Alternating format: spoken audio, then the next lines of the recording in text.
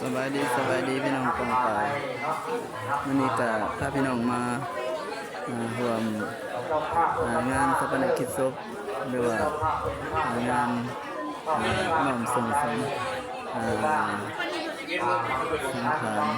สังขารของยาปู่ก่อนเสียคำสุขอยู่บ้านหนองกอก2นะพี่น้องได้แล้วการนี้กำลังประเทศนักหนึ่งเลย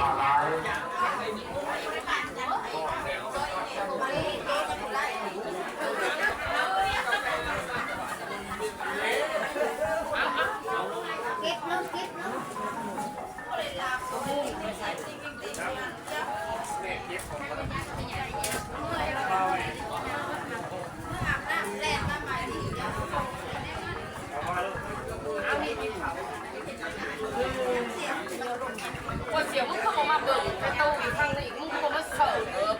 มันจะไปเสิร์ฟก็ในโอกาสนี้ก็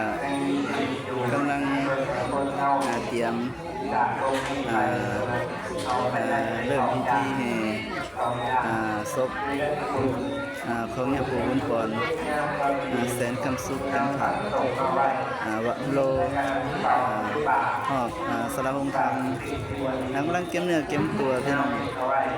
ในโอกาสนี้ก็ถึงโมงถึงเวลาแล้วต้องการทำทาน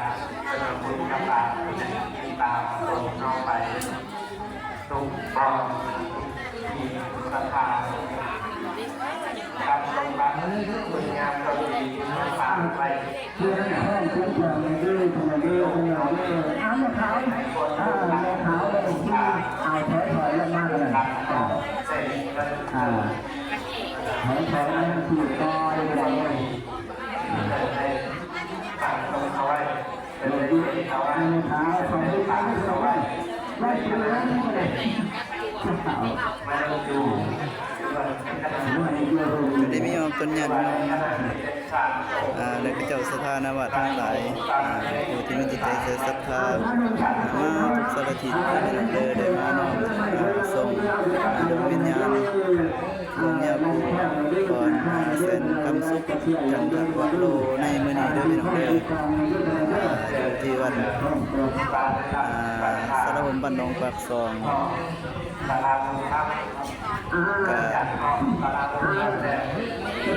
ในโอกาสนี้ก็ได้เตรียมเนื้อเตรียมกายเข้าพิธีศพหอบสระผมธรรม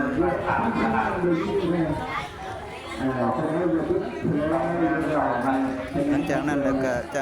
นำไปสู่วางที่หอพระเมรุเรียบร้อย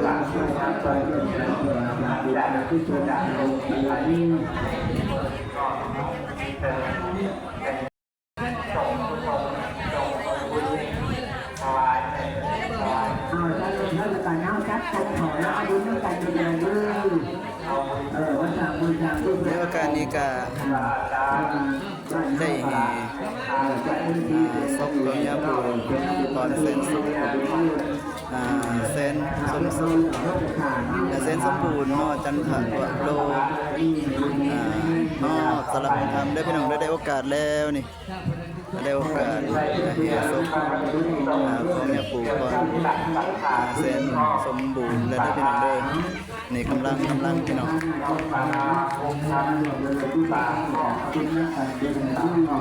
คนละใบคนละน้อยเขาไปเจอแต่งกันนะไปจัดไปหนังจังหาไปเอาเรามาเอาลงมาเป็นชื่อลงงาน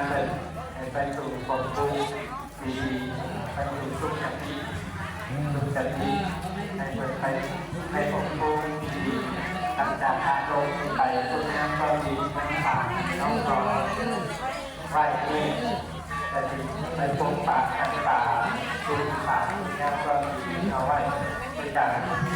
ก็ได้มีคนญาติโยมในพระเจ้าสถานวัดหลายพี่น้องที่มาบุญรวมกุศลมาน้อมส่งดวงวิญญาณของยาปู่ก่อนแสนสมบูรณ์ในมื้อนี้เด้อพี่น้องเด้อ ขบวนแห่สายหลัง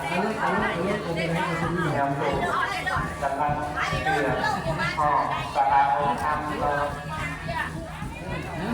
ปากหม้อปากหม้อไปตัดสังหารทองสาราองค์ทำปากหม้อฝั่งสีทองสิดูของฝั่งนี้เพื่อนแต่ผู้บุญคุณในวัดในวาโนคือราคาของสนญาติโยมไปปฏิบัติมาตั้งแต่เป็นยาปูอยู่ในวัดแห่งนี้ใบบัวทอง12ก็คือพระอาจารย์ทวจิตน้องกำลัง13,000ไปดูจุลมันจันทร์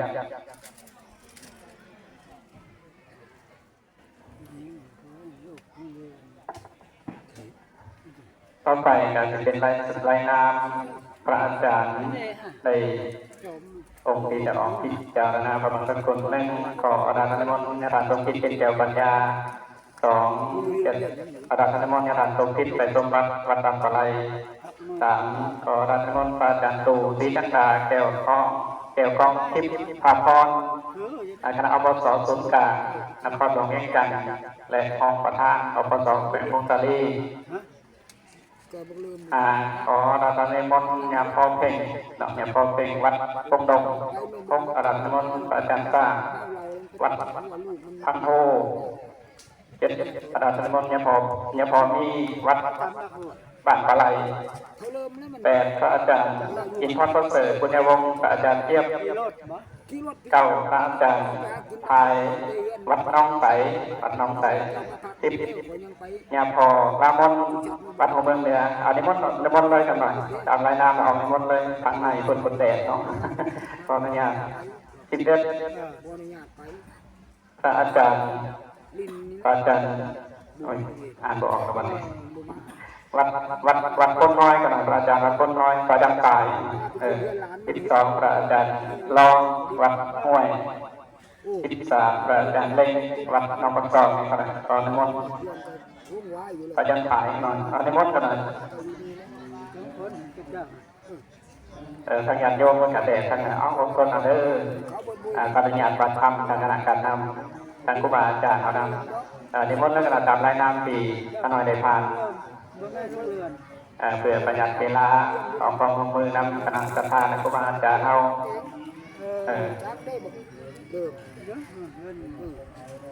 ไปกินตามเรื่องเดี๋ยวไปกินเลยว่ามันโทรมาไปฉะนั้นเป็นโลกเอาไม่น้อยน้ำเปิดเด้อให้เปิดเด้อคณะประธานคนไทยอดีตจ่าอยากนำเกียรตินำอยากเป็นนำเด้อก็จะไปอยู่พื้นก็ตัวนี้นะเขามันคุยกันเด้อเลยกันผมก็มาว่าทางนั้นเด็ดมากขี่มุ่งไปถามหาเวลามันเมาเราทั่วอยู่มากเลยทำนักหัวเรือมันบ่มากตาเป็นลูกมันโทษลูกมันก็มาเลยนะเชียร์เลยนะเปลี่ยนช่องมันคุยเด้เดี๋ยวดำเลือดแดงมันหมอกมันตาเป็นขีด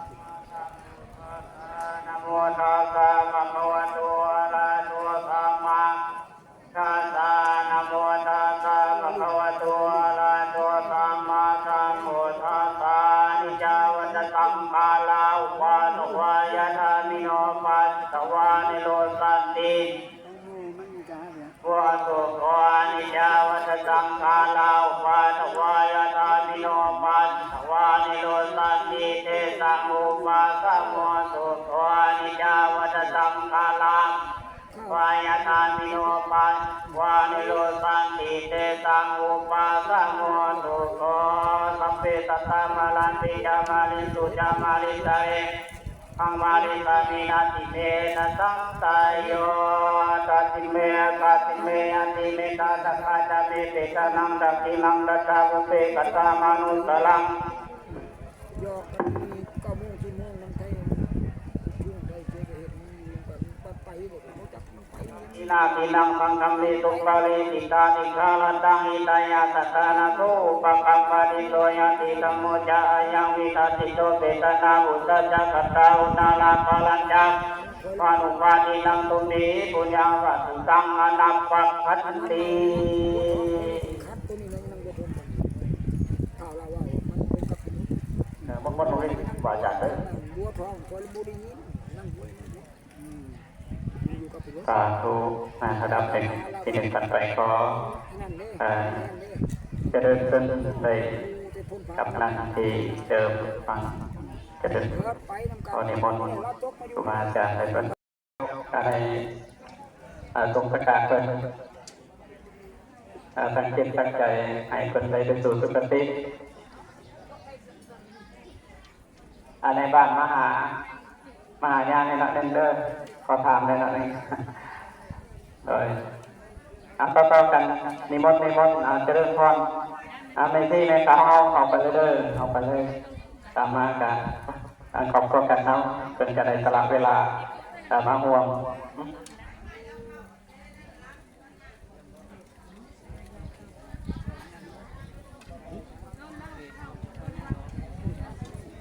เอาไป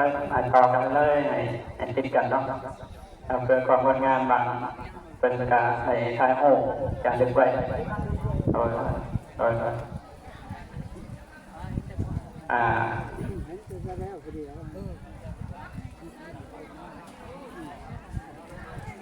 เจ้าเมซี่จะเป็นองค์บนถ่ายเด้อจะเป็นความมือเด้อขอไปเป็นความมือ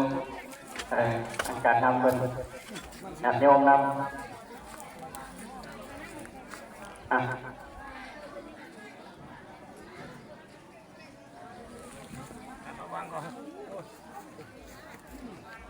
มาหอดนี้การมาเป็นกุศลสงฆ์การของยามปูคุณก่อนเป็นสมบูรณ์การในเวลาสุดท้ายข้าน้อยขออนุญาตในนามตั้งครอบครัวลูกหลานกับเจ้าบ่าวสถานการจัดตั้งทางบ้านน้องกองก็ดีทางอบตญาติโยม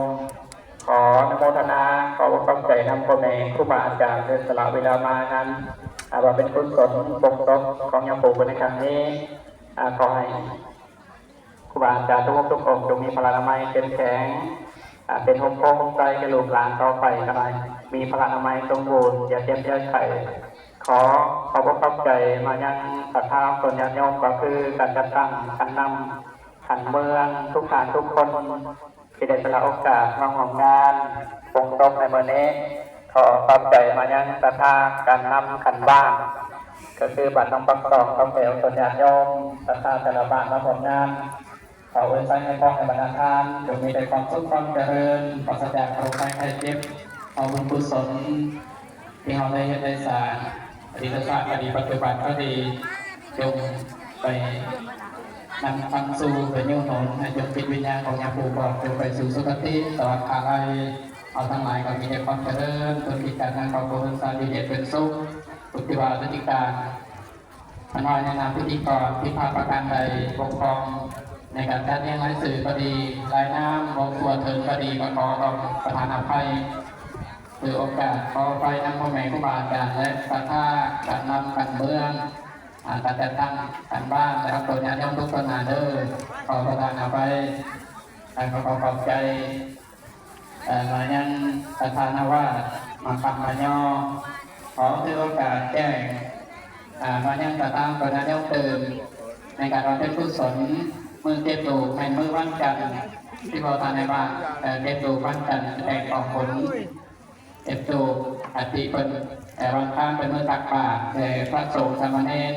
เอาถือโอกาสแจ้งทำบุญกุศลมายังเอาผลญาติโยมตามตื่นสัตตานาวะเอาผลญาติโยมครูบาอาจารย์ขออนุโมทนาบุญน้ำเอาหลาย